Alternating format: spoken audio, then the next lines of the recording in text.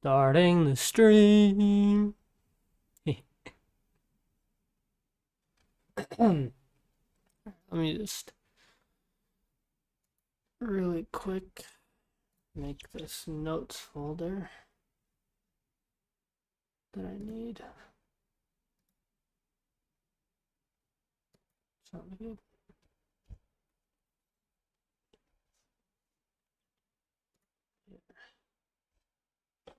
Oh shit.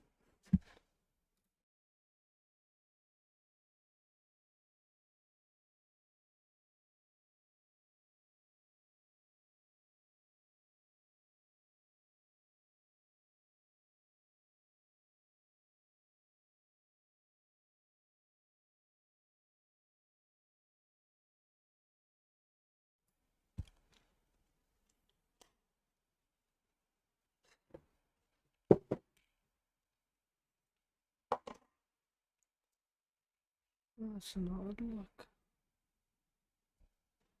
All right.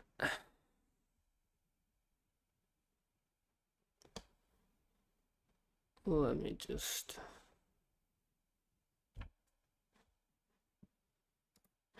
quickly figure this out. All right, so I'm going with the. I'm deleting that.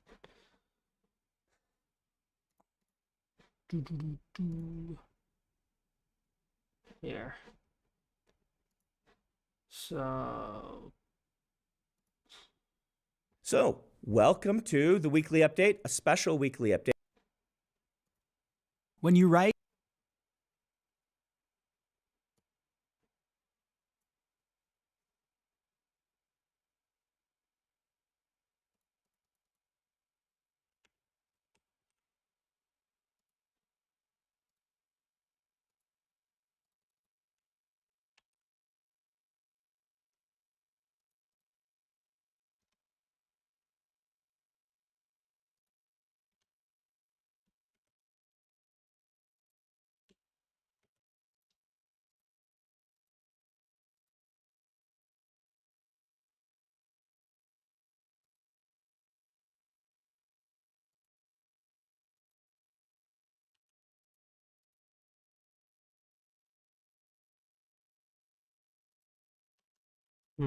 What looks better here?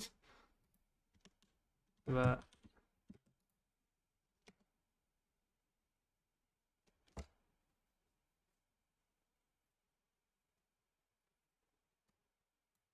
can I do brackets?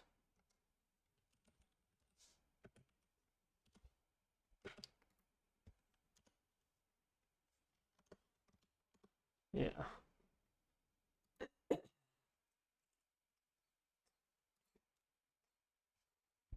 Alright. Okay, gotta stop opening random stuff.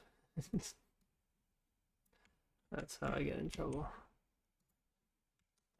Here we go. Just prepping everything for this fantastic lecture that we have for today. Before that, I should probably reiterate what I'm doing. Good idea, yeah. Alright. Is it working? Okay.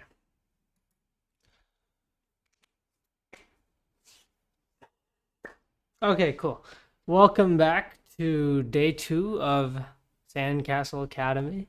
Still not gonna reveal why it's called that. Like I said, day 30. I'll think about it. Today I'm very tired and I don't want to do this. Kind of. I mean, I want to do it, but I also would like to go to sleep. So we're gonna do something I think will be more fun for me, which is Brandon Sanderson's lecture series on storytelling and creative writing, basically. And I found this lecture a while ago.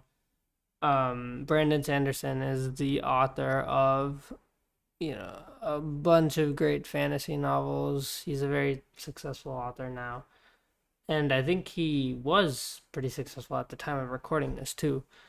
So it's pretty cool. It's this it's this series right here.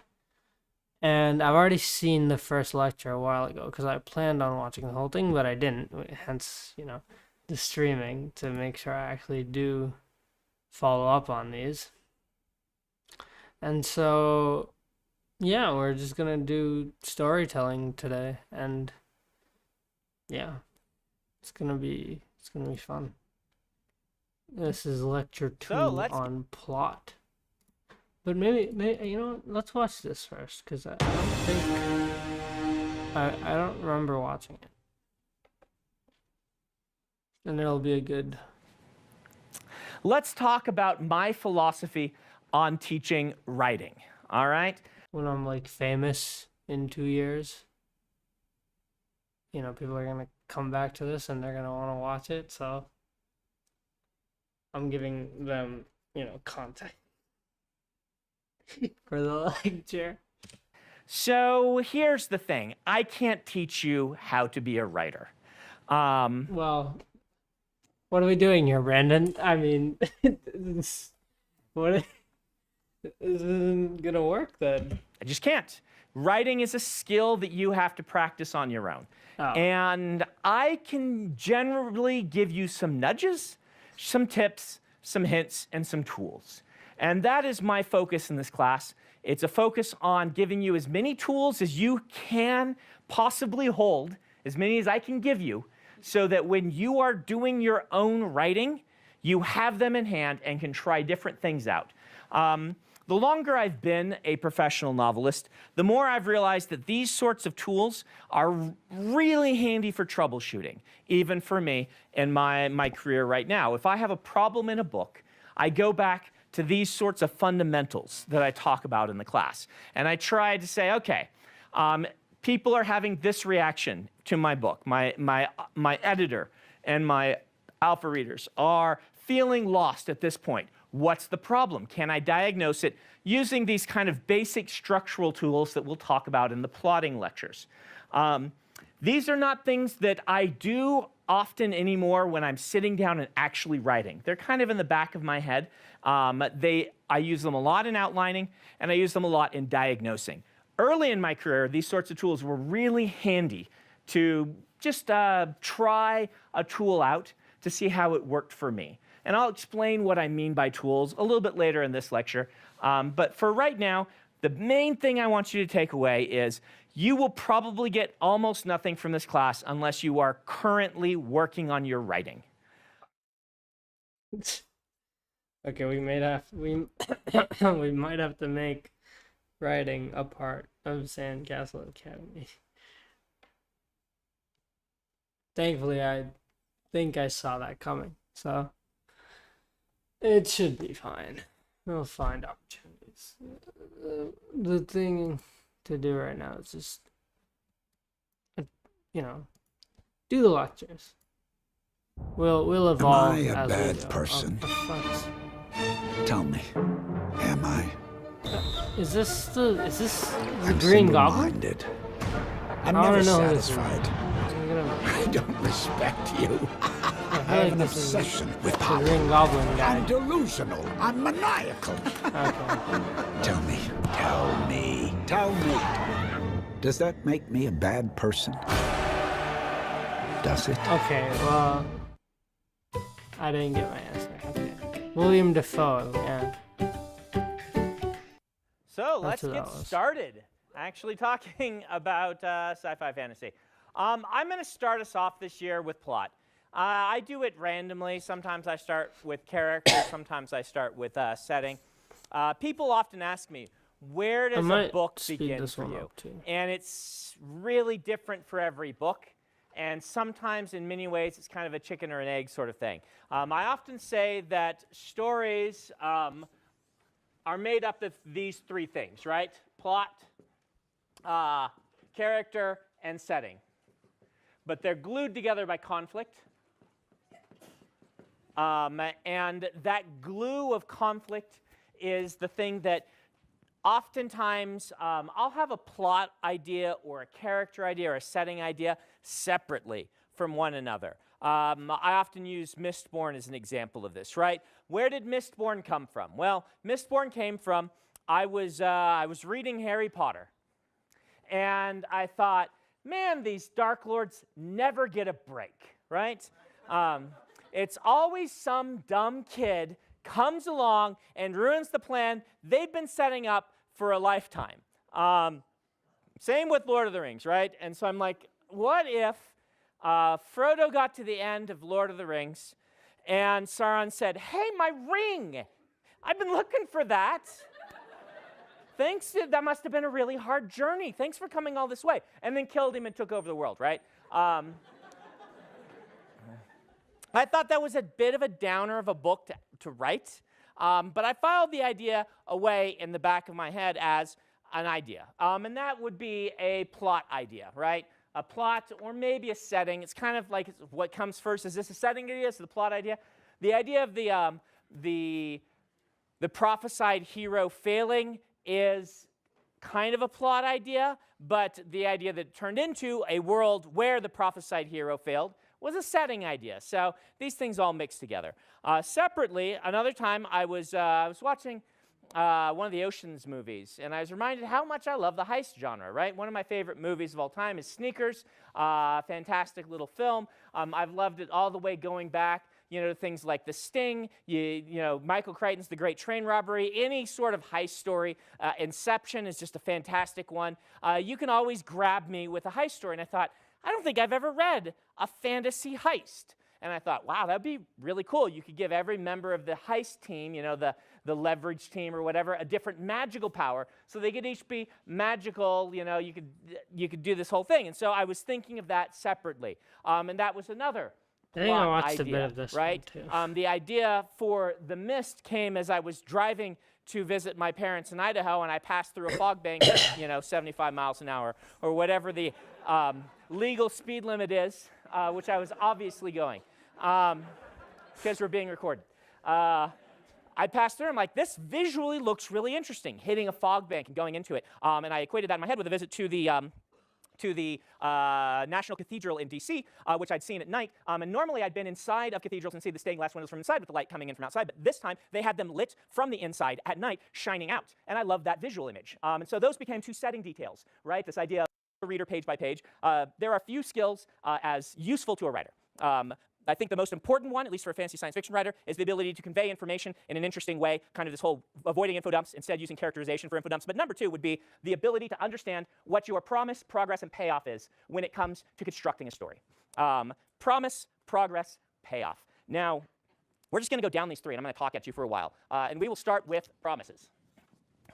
Stories all make a promise. In fact, they usually make several at the beginning of the story. And being in control of your promises and what you're making is a sign of mastery of the art. Simply writing your story and seeing where it goes is fine.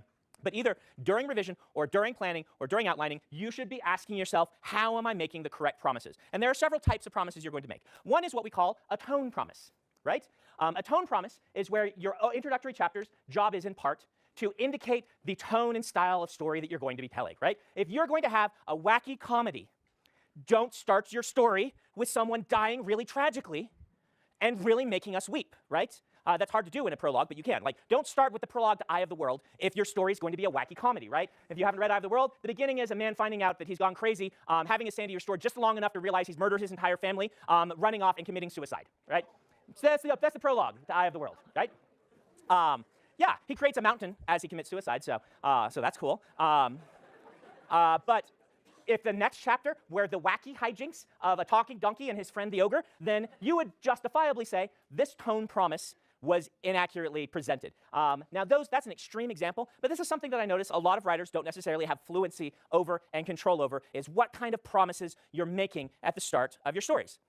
This is why Hollywood does this too, but this is why the cold open is so popular. The cold open is where you join a character in the middle of an adventure that is a microcosm for the adventure that the entire story is going to be. The classic example of this is Indiana Jones, The Raiders of the Lost Ark, right? If you haven't seen that movie, shame on you. you haven't seen that movie, it starts off with this fun but very kind of solemn romp about Indiana Jones kind of, going into the jungle, trying to get this idol, being betrayed, and failing, right? That is your setup. Your setup to Indiana Jones's character is he's awesome, but he's kind of an everyday guy in some ways because no matter how hard he tries, he just ends up failing at the end anyway. And that is kind of your introduction. What is the story going to be about? Adventure. It's going to be about kind of someone who has an everyman characteristic that is really, really cool, but you can pretend that it's a normal person who's probably going to get kicked around a lot, dropped into vats of snakes, and at the end maybe win, maybe not. That's what the cold open is there to do for you. But your promise is Indiana Jones tries really hard, you are going to have a good time, and this is going to be awesome. They're setting a tone promise for you with the opening to that story. One of the reasons why the prologue is so popular in fantasy, to the point that it's almost a cliche, right, is because a lot of fantasy writers realize having a kid start off on a farm at the beginning of their story doesn't convey the right promise of action and adventure, so they start with something that has a lot of action and adventure and then move to kid on the farm. Now, I'd like to point out this is not the only way to make a kid on the farm have this sort of tonal promise. But you'll notice that Star Wars, does it start with Luke on the farm? No, it starts with a shot of a small ship and a large ship shooting at it, and then a firefight, a spunky princess, and goofy droids, right? You get all, your cold open tells you everything, and then it cuts to Luke, and you get the last piece where he's like looking at the binary sunset, and the Force theme plays, and then you've got basically your whole story, right? This is the tone, like the tone promises. I visited Pixar once, and they have something really cool that they showed me, which is they will try to set the tone of their movies by the color palettes that are used for given scenes. And they actually have up on their wall, they have like a one or several pixel wide sliver of color that is the average color for a given shot, a given second of screen. And then they just put them all together, and you can watch the colors change. It's really cool with Wall-E, right? Gray, gray, gray, gray, brown, black, black, blue, bright blue, green, right? And it's just it was a cool way that they tried to set the tone of their stories just by using the color palette. You can't do that, but you can set the tone of your story with the words you use and the type of scene you use to introduce your story. I will warn you that the epic fantasy prologue has become a little bit of a cliche, and so you have to work a little harder than you might once have had to do in this because people are used to the story of action hero beginning, gets some information that's important, dies passing it on to someone, cut to kid on a farm, right? And or young prince or princess who is inexperienced and wants to go out and see the world or something. Those beats are very well played. Now, anything done really well stops being a cliche. The cliched part is when it stops having the impact on your audience, and if you can do it in a way that still has the impact you want on your audience, it's not a cliche anymore. What is that? Right? The reason cliches are bad is because they have been taken and removed from their original intent to the point that people no longer get the original intent from the words. They instead bring all the baggage that the cliche has, and it just feels lukewarm to them. But or is anyway, that like so an promise, number Avatar one intent. Cliches are bad. Impact. Now, anything I can't. done really well stops being a cliche. The cliche part is when it stops having the impact on your audience, and if you can do it in a way that still has the impact you want on your audience, it's not a cliche anymore, right? The reason cliches are bad is because they have been taken and removed from their original intent to the point that people no longer get the original intent from the words. They instead bring all the baggage that the cliche has, and it just feels lukewarm to them. But anyway, so promise. Number one thing you're going to want to look to in your promise is your tone, right? Another thing you're going to want to look to in your early promises is you're going to want to promise us, if possible, your character arc. You don't have to promise what the arc is going to be, but you do want to promise the thing missing in a character's life that they cannot have and the obstacles that lead to them being unable to have it, right? You want to show us your character's desires and what's preventing them. Now, sometimes you do this in a reverse way. Sometimes you show us what we know the character should want and show the character not wanting that. That's also very common. This is the Bilbo at the start of The Hobbit sort of thing, right? Where we all want Bilbo to go on an adventure. We know from the way the writing is written that he goes on an adventure. He thinks he doesn't want to go on an adventure. We're going to then cheer for him to go on this adventure as he comes to realize he wants to go on an adventure. The best part of the Peter Jackson Hobbit adaptations is that sequence in the movies. I will just leave that one thing there. But that part of the Hobbit movies was done brilliantly. The best part of this, he doesn't want to go on an adventure. We're going to then cheer for him to go on this adventure as he comes to realize he wants to go on an adventure. The best part of the Peter Jackson Hobbit adaptations is that sequence in the movies. I will just leave that one thing there. Bro, what is with everyone bragging on The Hobbit? I love the Hobbit movies. And really even took what was in the books and took it a step forward. That realization that Bilbo wants to go on this adventure. It's not as good as Lord of the Rings. Well, what is? A character who has a need, who has a desire, who has a flaw, has a problem they're working on in their life. Some sort of promise that tells us who is our main character, or one of our main characters, and what's their arc kind of going to look like, if at all possible. And then the third thing you'll want to do is kind of indicate what kind of plot you're going to be giving us. This can be your actual plot.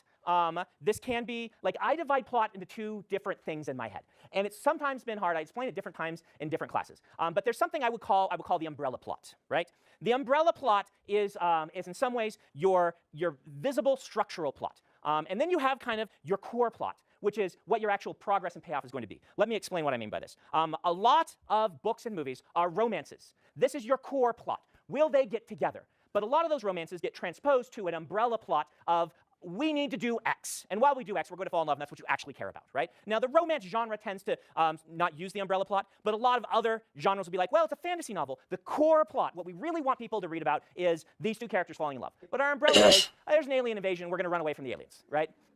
And these two things can be separate things, and that's okay. But a lot of times you want to indicate one of the two, and often it's the umbrella plot that you are going to get to, and sometimes those are the same thing, right? You want to give us a promise of what type of story we're getting into, if you can. Sometimes this is hard. Sometimes you're going to be waiting till the end of Act 1 to actually really get us into this. Because sometimes you're following one of these kind of classic archetypes where the main character doesn't want to leave their comfortable home and go on an adventure and become a better person, right? And learn all the things they want to do. In those cases, you want to focus on the character arc, and you want to find a way to promise that the tone is going to be what you want it to be going forward. Let's stop and talk, see if you guys have questions on this kind of concept. It'll become more clear as I dig into the next thing, because progress is where this gets, where this kind of starts to click. But any questions on promises? Yeah. We are not, okay, the question is, we're talking about the first chapter, correct? We are not necessarily talking about the first chapter. That's a great question. So we are talking about the introduction to the book. And this can be one chapter, but it can be a sequence of chapters. It really depends on how long we're talking. If you're writing a short story, this is your first couple paragraphs, right? If you're writing a massive epic fantasy, really, we don't get all of these things, tone, arc, and plot in Stormlight Archive until really chapter 11, right? Right? And that includes 2 prologues that aren't in there, so chapter 13, right? If you've read Stormlight Archive, where I'd say we get all of this connecting together, where we finally finished all this part, is when Kaladin makes the decision to save Bridge 4, right? It turns back from the thing. There are earlier promises of what this is going to be, and I use the tone promises, but this whole part is kind of finished then. Yeah. I would say leave the village. In fact, Robert Jordan gets almost all of this stuff by the end of chapter 1. You've got the prologue, drag him out, and then if you haven't read it, chapter 1 starts with Kid on Farm, but you only have like 3 paragraphs of Kid on Farm till the Kid on the Farm sees a shadowy figure chasing him, and they go to town, and everything starts to be odd and strange, and there are strangers in town, and the immediate promise of that is, you saw all this action, somebody killed himself, now we're learning that someone out there is the Dragon Reborn and might go crazy, plus we are learning everything's wrong in this kid's village, and then by like the end of chapter 1 or so, I'm not exactly sure, but the end of the first little short sequence, we have the attack and everything goes crazy, right? It's really fast in Eye of the World. And so I would say it's right about there, but really where this ends is where they decide to leave. And then you know what kind of plot you have, right? We're going to go on a travelogue. We know what our arc is going to be, right? We've got this whole kind of promise that our characters are small town people who thought they wanted big adventure, and big adventure is way more dangerous and scary than they think. And that's going to kind of be their arc. And we have our tone promise of drag them out, followed by village, everything's creepy, something's wrong. And that covers it. Yeah. Go ahead. Great question. What's the difference between the character arc promise and the plot promise? So, character arc promise is how the character is going to change during the course of the story, right? And your promise for the character arc is a promise that they're going to change, or at least their situation is going to change and give them what they want. I kind of intertwine these two. If you look at Luke, part of the promise is he's going to be able to go up into the stars, right? But part of that promise that we don't quite get there until we get to Obi-Wan saying, you must learn the ways of the Force, right? That's the final end of, you're going to have to stop being this person and become one of these people who can fight in this big war that we saw the starship starting. But those are character promises. Your plot promise, in that is, the Empire is evil, we need to get these plans to the people who can then defeat them. And that's your plot. Your plot is get the plans to the rebels, and then you have a twist. We'll talk about twists. You have a twist in that, actually, we're going to go destroy the Death Star, right? And that's a twist ending. It doesn't sound like one because we've all seen Star Wars, right? But it's actually kind of one of the forms of twist is, that I'll talk about later. So, do you see the difference between character arc and a plot? Yeah, story arc, I would say. Yeah. How do we make sure that we are predictable enough to have the promises and not predictable enough to be predictable? Right, great question. Wow. Okay, so the question was, how do we be predictable enough that we're giving promises, but not so predictable that we're boring, right? That we're predictable. So there are a couple of answers to this. One of them is, generally, you can be, with your plot, a little more predictable than you think, as long as you are giving interesting setting and character. Right, great question. Wow. Okay, so the question was, how do we be predictable enough that we're giving promises, but not so predictable that we're boring, right? That we're predictable. So there are a couple of answers to this. One of them is, generally, you can be, with your plot, a little more predictable than you think, as long as you are giving interesting setting and characters we care about, right? A lot of people talk about how many stories there actually are. there's only 5 stories or whatever. You can find those online, right? The truth is, almost every plot, so there are a couple of answers to this. One of them is generally you can be, with your plot, a little more predictable than you think, as long as you are giving interesting setting and characters we care about, right? A lot of people talk about how many stories there actually are. There's only 5 stories or whatever. You can find those online, right? The truth is, almost every plot that has been done, almost every plot that you can write is generally you can be, with your plot, a little more predictable than you think, as long as you are giving interesting setting and characters we care about, right? A lot of people talk about how many stories there actually are. There's only 5 stories or whatever. You can find those online, right?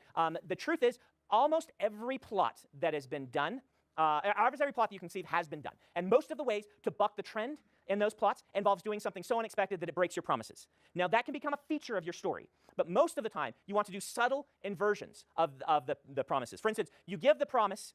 I remember reading Eye of the World, which this shouldn't have been a big inversion. It just shouldn't have, but it was, when the Gandalf character was a woman.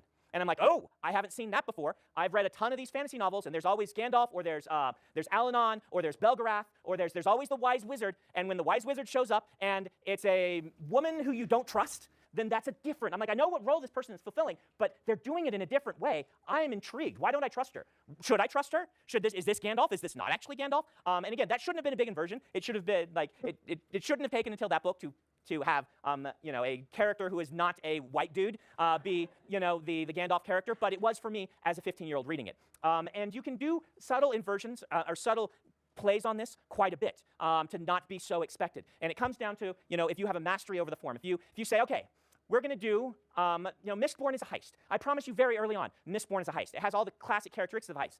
But the fact that most people had not read a heist where everyone has a different magical talent was new. The fact that we are recruiting someone into this team and training them in an apprentice plot, a master-apprentice plot, at the same time as pulling off a heist was something new. A lot of people talk about, I use Terry Rossio. He's the screenwriter who wrote Pirates of the Caribbean, one of the two, with his writing partner, and Aladdin. He talks about this idea as calling it the strange attractor. This is why you hear so often in Hollywood, it's this meets this. The strange attractor idea for a story is you want to have your story feel familiar but strange at the same time. And oftentimes what you do is you take a new spin on a familiar idea, or you take 2 familiar ideas and mash them together in a way that doesn't feel like it would make sense, but is intriguing. The fact that we are recruiting someone into this team and training them in an apprentice plot, a master-apprentice plot, at the same time as pulling off a heist was something new. A lot of people talk about, I use Terry Rossio. He's the screenwriter who wrote Pirates of the Caribbean, one of the two, with his writing partner, and Aladdin.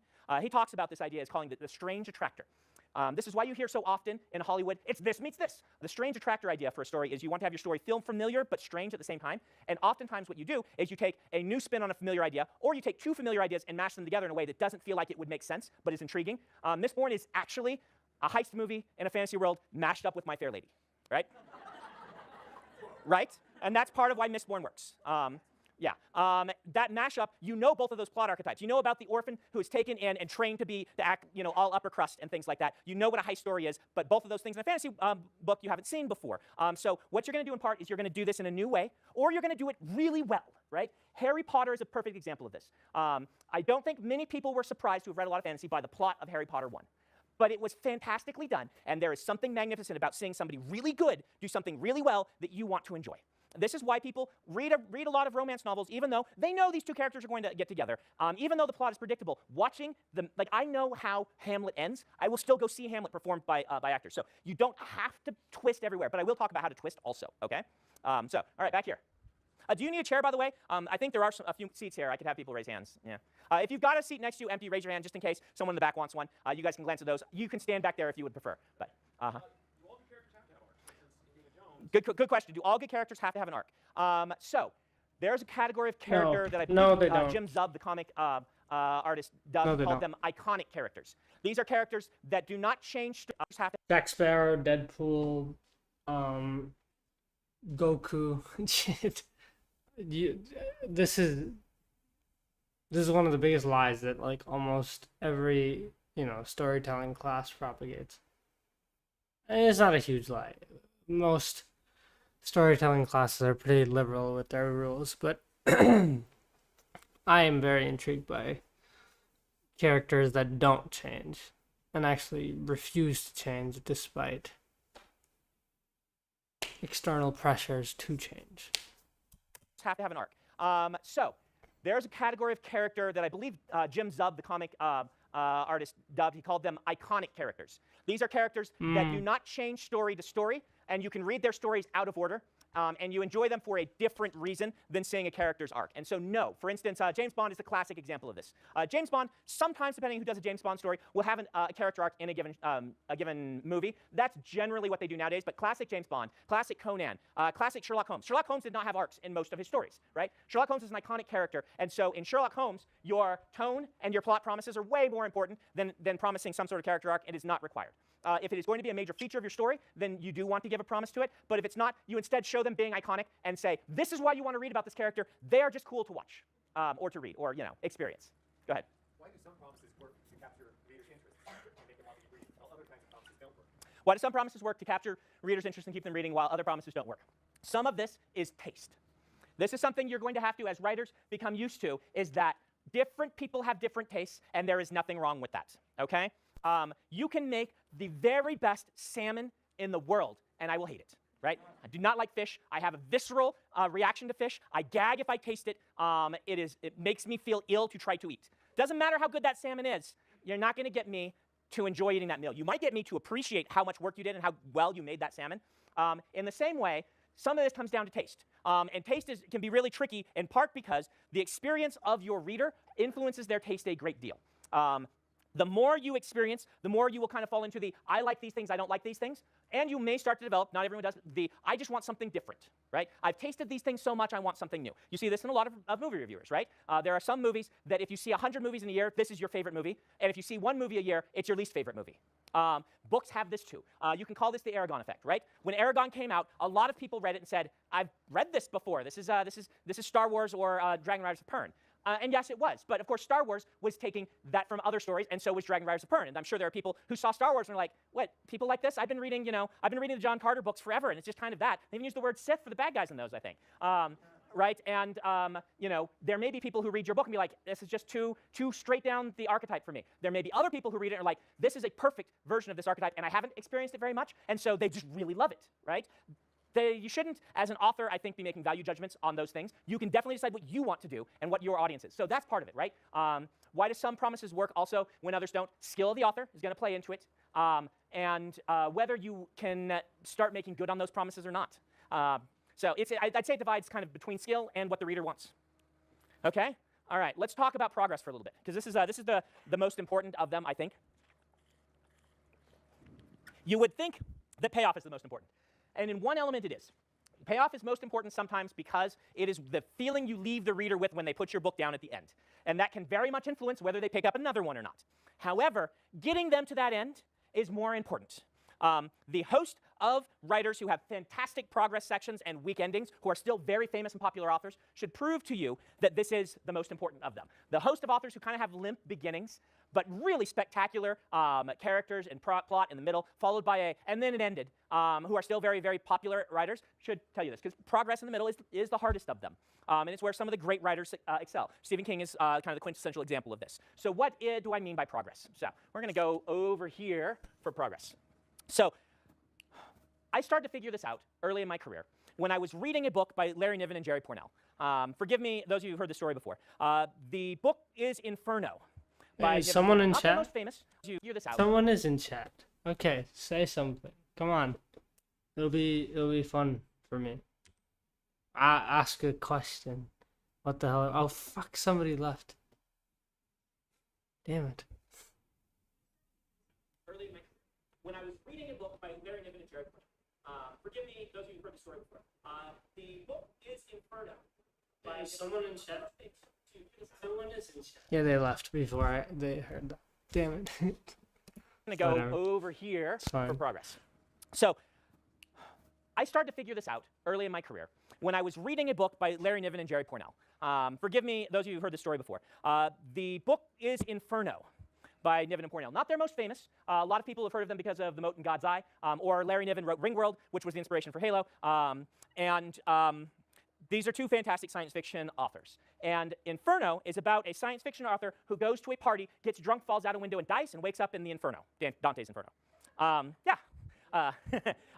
And Inferno is kind of a classic style science fiction book. What I mean by that is a lot of the old school science Yeah, honestly, This lecture is getting more interesting than I thought, and I think I do want to take. I think I do want to have as part of the storytelling segment of Sandcastle Academy a project piece, like a creative writing piece, as a part of it. So I think,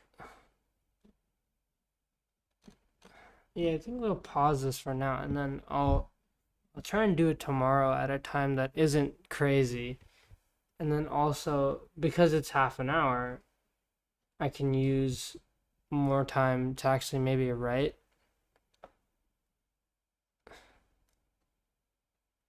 Yeah, maybe. Yeah, I think that makes sense. Oh, let's plan this out a little bit. So, because I'm not done with the lecture anyway. So, here. Do do do do. Bum.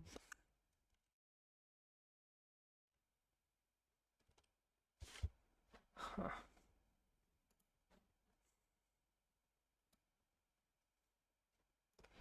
So we may have to. Hmm.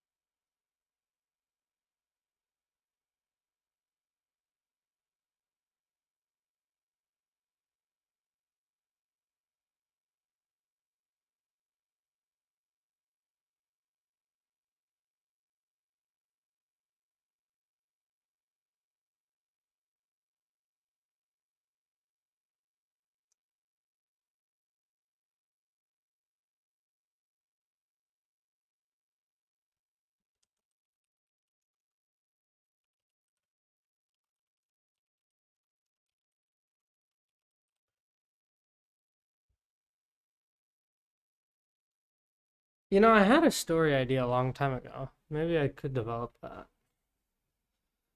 here. Do I want to put that on the internet? Then again, if I'm getting enough viewers, that gets stolen. I guess it's a good problem to have. But I don't know. Writers do feel, very protective of ideas, and I feel that way too. But yeah, because I just struggle. I'm struggling to think about what I want to write right now. But these are very useful tools for that. So I think surprisingly, what he said at the start makes a lot of sense. Like it's not, it's very useful if you use them to write something, but it's not as useful if you don't.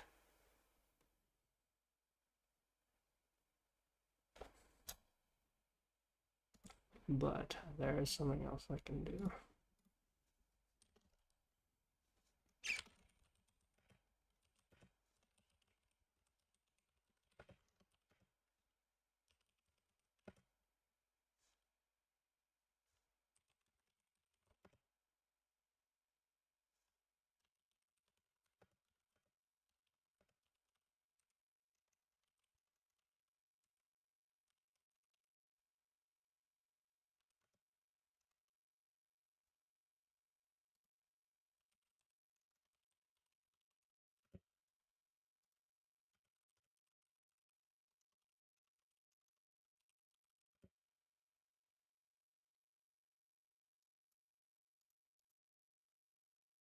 Don't look down high in the Nirvana, we could dance it up to Janet and Madonna and fall in love.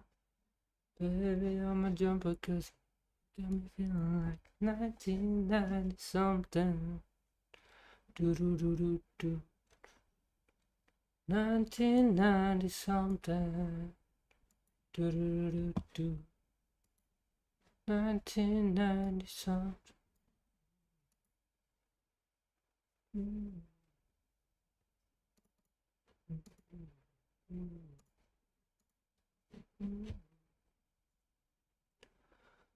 I lost a part of me so long ago.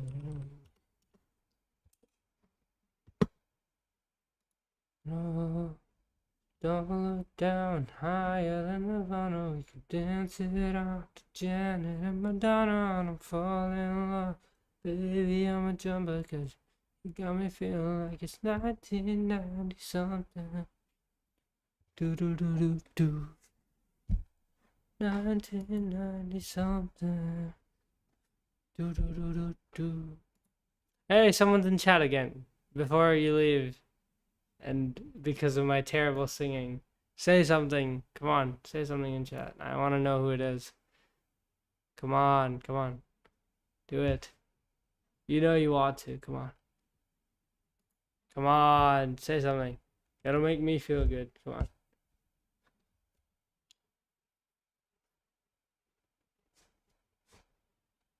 Come on, it's like 4 a.m. surrounded by mosquitoes. It'll help out. Come on. I think this is actually one of the most useful parts that they talked about. The strange attractor, stories that feel familiar, but strange at the same time, taking two ideas that don't seem like they would work, but then, making them work. You could get quite crazy with that.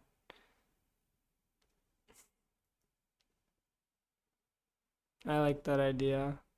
Because you feel it can give you that feeling of, I feel like I've heard this story before, but what's that thing there? I don't recognize that. Anyway, I think I'm done with the lecture today. I'll pick it up tomorrow and I can focus more and think about what exactly I want the writing project to be that I do along with it. And maybe even figure out the length. Because I don't know, do I want to work on something, start working on something longer, or do something that I would finish by the end of the lecture? Let's say I do one a week. It would take a long time to finish this series anyway. Well, I'd hopefully do more than one a week. There's like 14 lectures though, so let's imagine 14 weeks. Maybe let's say 10 weeks. I think I don't think I need to worry about that because either way, it's gonna be very long. Anyway, I might play some Minecraft before I go to sleep. Whoever's in chat is really not gonna say anything. This is very disrespectful. Come on. Come on.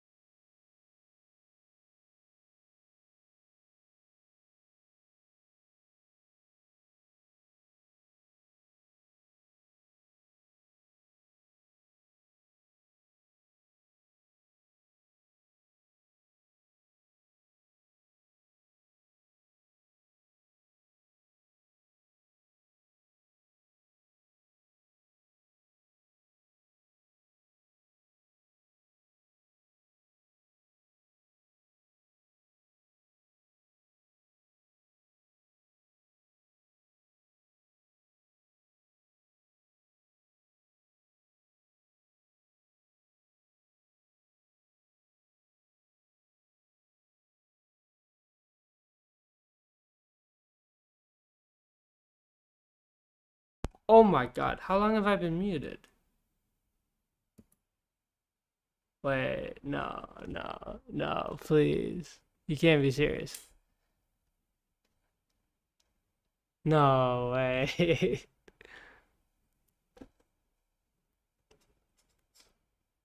Let's.